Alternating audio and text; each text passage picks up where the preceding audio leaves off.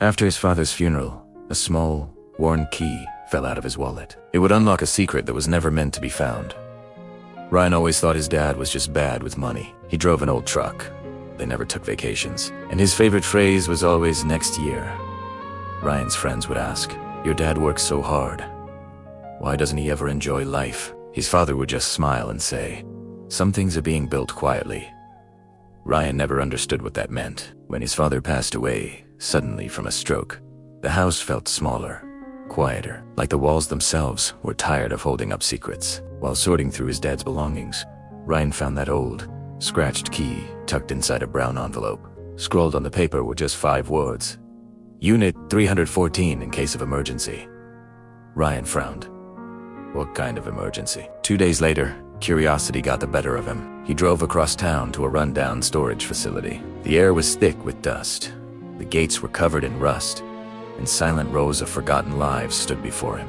He inserted the key, and the lock clicked open. Inside were boxers, stacked neatly and perfectly labeled. Ryan age 10, Ryan age 15, Ryan college. And one more, at the very end, Ryan emergency. His chest tightened. He opened the emergency box first. Inside were saved hospital receipts, insurance documents, and a thick stack of emergency cash, neatly bundled. On top lay a handwritten note. "If you're seeing this, it means I failed to protect you in time." Ryan's hands began to shake.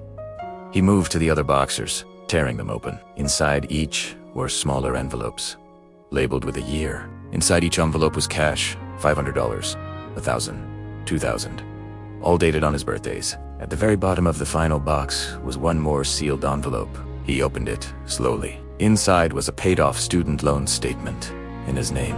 The paper slipped from his fingers as he collapsed onto the cold concrete floor. All those years he thought his dad had no money. His father had been quietly buying him freedom. Then, Ryan noticed one last file on the floor, marked with a bright red sticker. "Medical, do not open unless I'm gone."